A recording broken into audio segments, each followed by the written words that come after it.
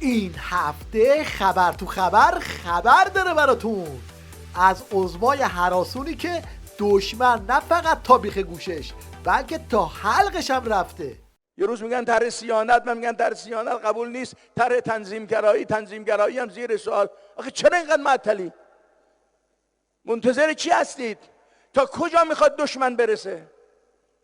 میخواد دشمن دیگه چیکار کنه تا شما به فکر بیفتید این فضای مجازی رو اصلاح کنید و این جریان ولنگار رسانه‌ای رو جلوشو بگیرید؟ و این مجلس دولت باید بیان با همه قدرت مسئولین وایستن. بابا خطره، دشمن آمده تا بیخ گوش ما، نه، دشمن آمده تا حلق ما، همه چیز ما رو گرفته و همه چیز داره میگیره. ای شما امروز و فردا میکنید. توی این وضعیت دیگه کار از خاک بر سر شدن و این حرفا گذشته و عظما هرچی گیر میاره باید بریزه سرش.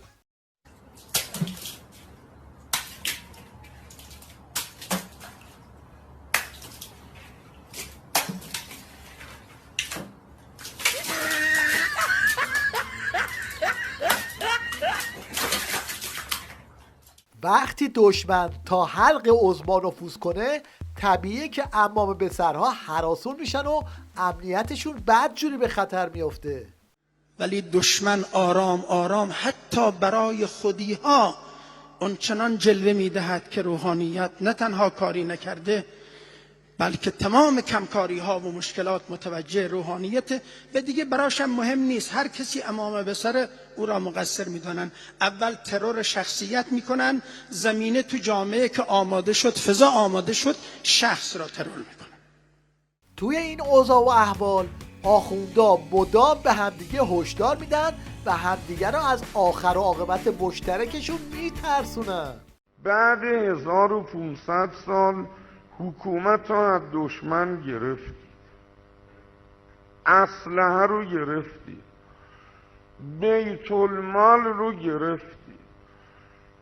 برای حفظ این سه نیرو باید هر هزینه‌ای رو پرداخت، چون اگه دوباره به وسیله دشمنان داخلی و صهیونیست خارجی و مسیحیت اروپایی و امریکایی از ما این حکومت رو بگیرن، اسلحه رو بگیرن، بیت المال رو بگیرن، دماری از روزگارمون در میارن که نتونیم جبران کنیم.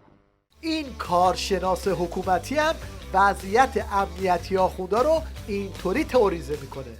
اگر تعداد فقرا زیاد بشن اغنیا امنیت نخواهند داشت. این حجت الاسلام گاو میشم به بسیجی‌ها توصیه میکنه که چند نفری برن امر به معروف تا یه وقت ملت ناکارشو نکنن. امر به معروف جز واجباته. میبینین این کارو میکنن، 2 نفر 3 نفر با هم رفیق بشین، اگه یه نفریتون میترسین برین بساطشونو به هم بزنین. نمیگم کتک کاری کنن.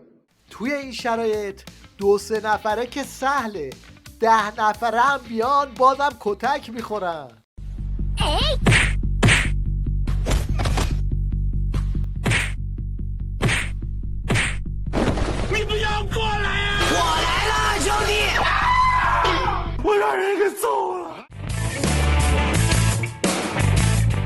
حالا بشنوید از آخوند رئیسی که تو داخل کشور عمامش داره پریشون میشه، بعد قمپوز هسته‌ای در میکنه و میگه عقب نشینی نمی‌کنی. ما در صنایع هسته‌ای یک گام عقب نشینی نخواهیم کرد. سهم مردم ایران هم از این هارت و پورتای آخوندا چیزی نیست جز فقر و بیکاری و گرانی. امروز 16/1/1401 گوجه کیلویی 35,000.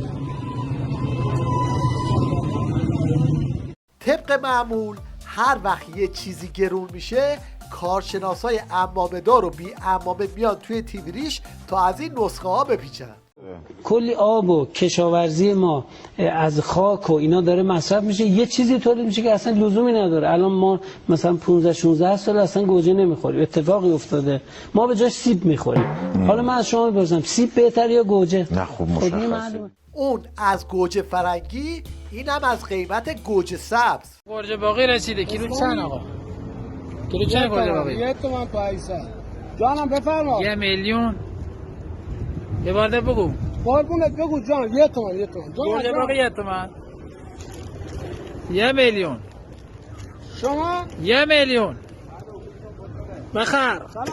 تیوی ریش از این همه گرونی ککش هم نمیگزه، اما به محض اینکه خبر میرسه که مواد مخدر گرون شده میره براش گزارش تهیه میکنه. مشاهدات میدانی خبرنگار ما نشون میده قیمت مواد مخدر در داخل کشور 10 تا 30% گران شده. چی مصرف کنی؟ همه چی. تو این 2-3 روزه میگن که گرون شده، درسته؟ بله. چیا گرون شده؟ هم هروئین گرون شده، هم شیشه. داری شیشه مصرف میکنی، درسته؟ بله. گرون شده شیشه؟ بله. چقدر؟ 5 تومن. هر گرمی؟ بله. عظما قرار بود نظامش رو یک دست کنه و شکاف دولت و مجلس رو هم بیاره، اما ببینید تو مجلس چه خبره. صرف این موضوع نیست. ببینید دولت الان مردم گرفتاری های اساسی دارن، گرانی ها دیگه ساعتی شده.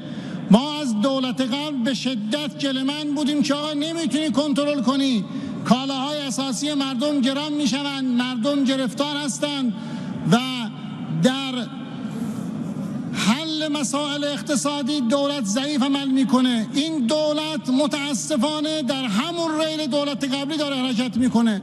حتی مداهای خامنه‌ای هم که رئیسی رو حلوا میکردن حالا اینطوری قرقر میکنن. هی خبر میرسه فلان قد پولو پس گرفته. خب این پولو پس گرفتن نباید این مثلا برنج ارزون شه؟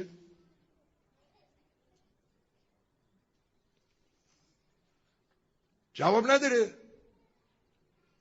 دولت خودمونه ها، ایمان داریم که خدا بهش هم نظر داره ایشالله، ولی خود نفت که گرون شد، فروشش هم که بیشتر شد، پول هم که ای داریم میگه اینو میدیم پوله رو میگیریم، اونو میدیم پوله رو. باشه اینو کو؟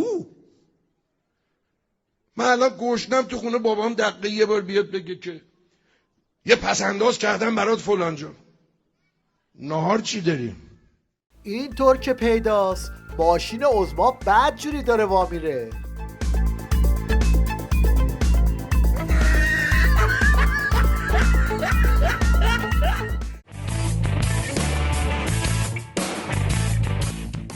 آیا شما میدونستید که 1 ساله که کل نفت آمریکا تموم شده؟ اگه نمیدونستید این پیشبینی چند سال پیش عظمای مشنگ رو حتما ببینید.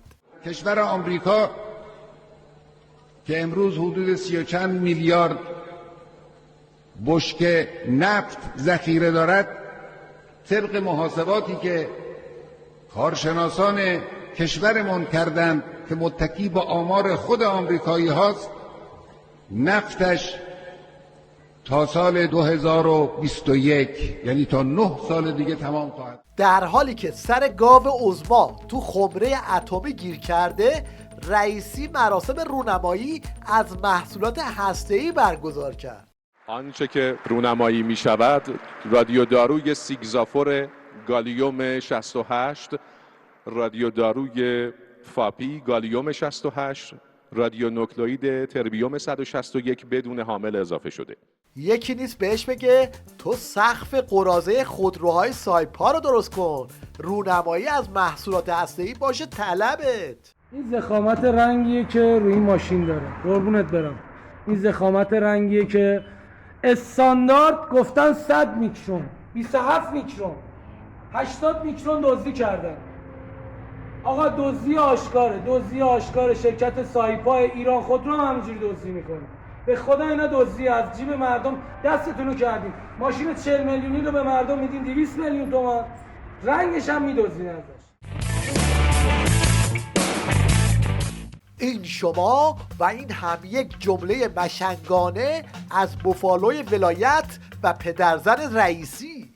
در روایت داریم روزه‌دار قبل از افطار مسواک نکند، به خاطر اینکه فرشتگان از بوی دهان روزه‌داری که در حال صیام است لذت میبرند. این علم الهدا یه عده نوچه هم داره که کارشون اینه که به این مزخرفاتش گوش کنن و براش پاچه خاری کنن. علم الهداست اما، علم الهداست اما، علم الهداست سالا، علم الهداست سالا، علم الهداست مالک، علم الهداست مالک، خداست صالح. هر کدوم از اینا برای این چاپلوسی ها کلی پول گرفتن، درست مثل اینا که پول گرفتن پای روزه آخوندا اینطوری هوار بزنن و مسخره بازی در بیارن.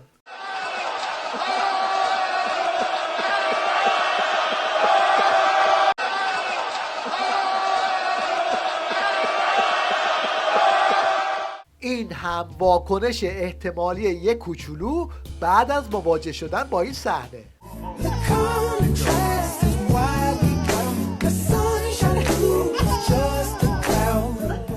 بز قندی هم به جای اینکه توی این وضعیت به آخوندا دلداری بده، ببینید رفته وسطشون چی میگه. و اینکه قرآن 2 جا توهین کرده، هر دوتاش هم به آخوند، هم سگ هم الاغ، هر دوش فقط به آخوندهای فاسد گفته، به کسی دیگه خدا اینجوری شمشیر رو از اون نبسته. تعبیر سگ هار و یکی هم الاغی که بارش کتابه، خداوند 2 جا این ادب ظاهری رو گذاشته کنار.